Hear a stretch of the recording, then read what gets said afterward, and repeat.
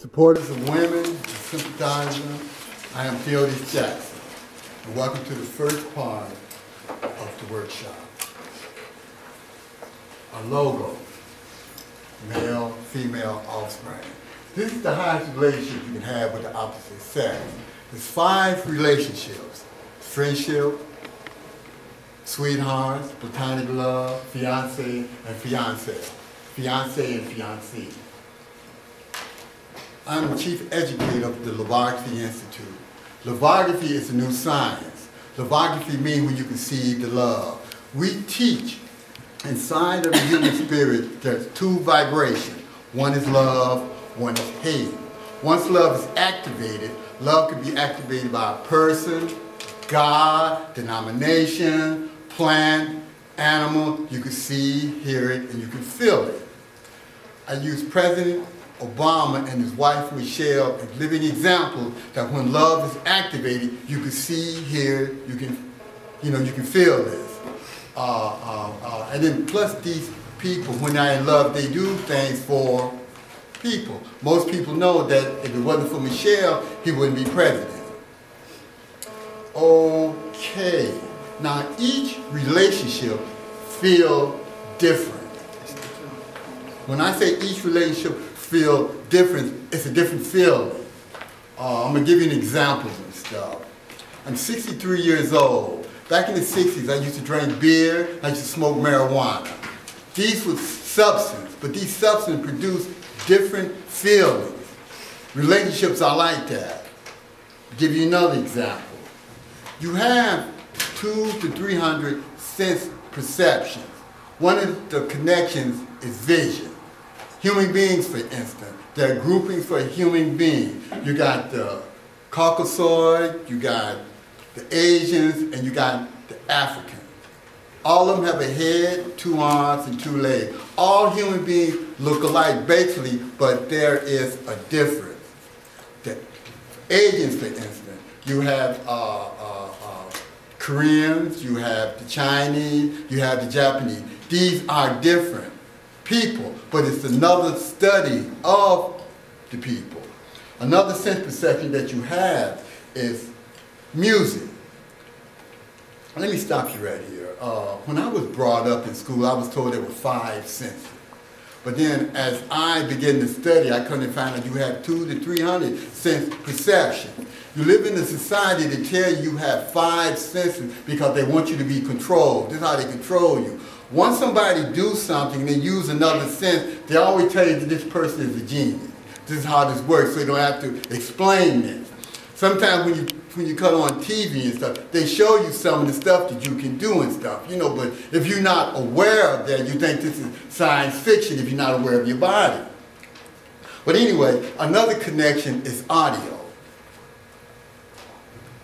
Music. Under the heading of music, you have country and western, you have classical, you have rhythm and blues. All this is under the banner of music, but it's different. Now, if you want to take, let's say, rhythm and blues, if you want to take it to another level, there are stars of rhythm and blues. Some people know these stars and some people don't, but this is another study in stuff. Another sense perception that you have is taste. Let's try fruit, for instance. You have cherries, you have apples, you have oranges. This is all under the heading of fruit, but it tastes different.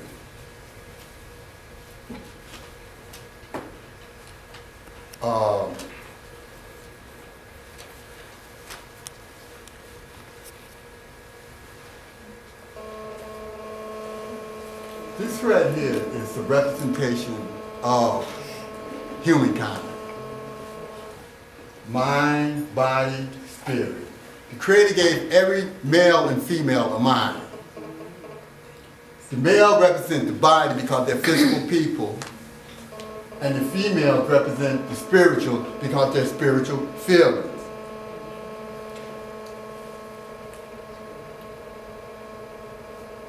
I'm going to take this.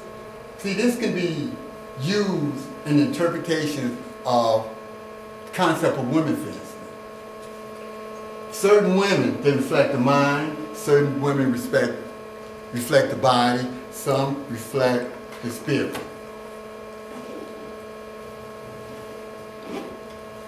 This concept came up in the early 60s. I remember during the early 60s, during the second part of the civil rights movement. I think the first part of the civil rights movement was about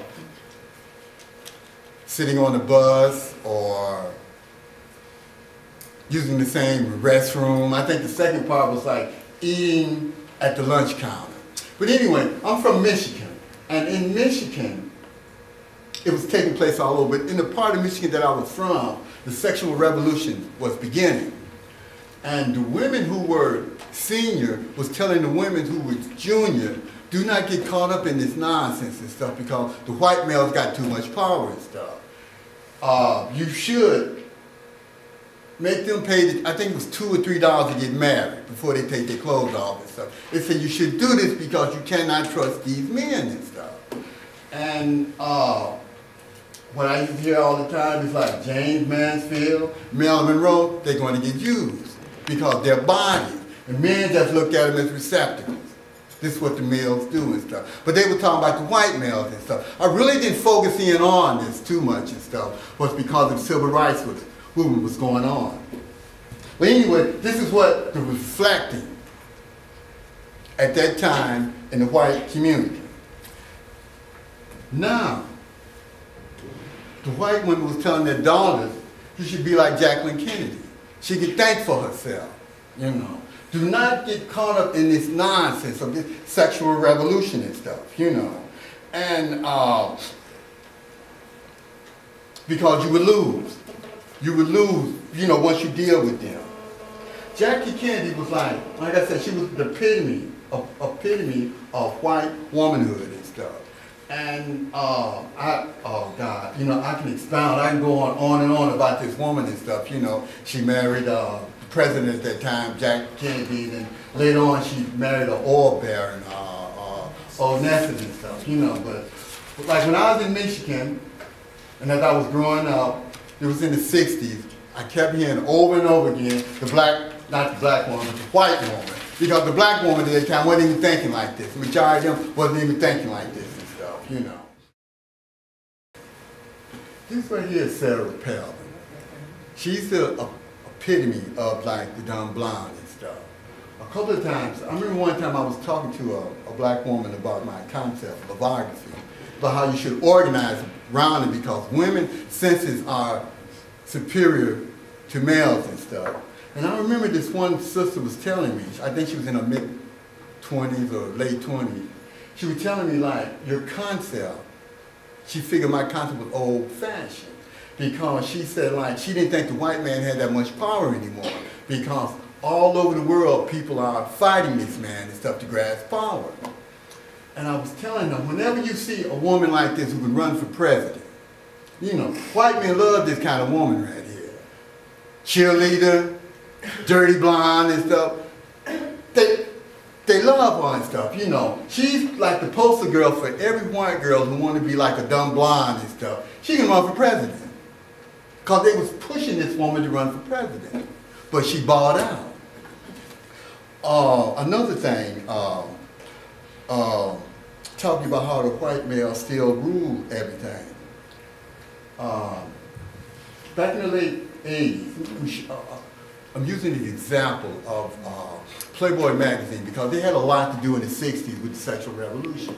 But anyway, in the middle of the 80s, Hugh Hefner's daughter took control of Playboy magazine and he retired. And after a couple of years, they were talking about fans was leaving the magazine because evidently his daughter wasn't doing something right. So like the people in the corporation begged Hugh Hefner to come back. And when he came back to Paul, he came back with this photo, he came back with this concept of the schoolgirl look. Now I remember a lot of women in the 90s thought this was criminal for a 70-year-old man to dramatize a teenager like this. And I remember I was talking to Kina about this and stuff. And she said like it was pedophilia. This is what this guy was promoting and stuff, you know. But like, in the media, they were talking about what a genius he was because his daughter didn't know that 70-year-old men, like 15, 16-year-old women and stuff. You know, I mean, teenagers and stuff, you know. Most women do not know this. They have to be taught this, that, you know, this is what these sick minds like and stuff. But anyway, after this happened, a lot of women in the 90s were saying, like, sooner or later the males got to come to this conclusion to stop all this sexual nonsense out here and stuff, you know. Because this is crazy what they're doing out here and stuff, you know. Now, like I said, like, it was during the 90s, and then a couple of months ago, I was on the internet, and they said they wanted to teach 10-year-old girls. They said a lot of 10-year-old girls, no, they said a lot of pregnancy 13 and 14-year-olds in the black community. So they said what they wanted to do, somebody was going to bring a proposal to the Federation of Teachers. Proposal to the Federation of Teachers to teach oral sex in the school for 10-year-olds and stuff, you know. And what I'm saying is that, like, this is wrong for 10-year-old girls to even go to school to learn something like this. But the males want to continue on this theme because there's nothing out here to stop them. They can do anything they want to do. And like I said, it goes back to the 60s when the white girl, I used to hear him talk about how much power the white man got. You have this thing going down on Wall Street right now. Wall Street is run by white males and stuff.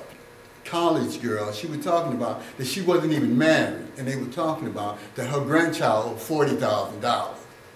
This stuff is going to continue until you organize and stuff, you know. And like I said, this concept of loveography, this concept of feeling, women have the higher feeling properties than males. What males been doing for the past 5,000 years is the same thing. They pull the women into the body. And women get away from the spiritual aspect. I mean, they have a little bit of it, but they're not going into the spiritual. They're not getting into who they really are or what God put you on this earth for. Because you're not equal as the male. You're the opposite of the male. Each one of you, women and males, is supposed to revere each other in their greatness of how the Creator created them and stuff, you know. But you see so many males, you see so many females going into the body. And once you come into the body and stuff, you know, you lose.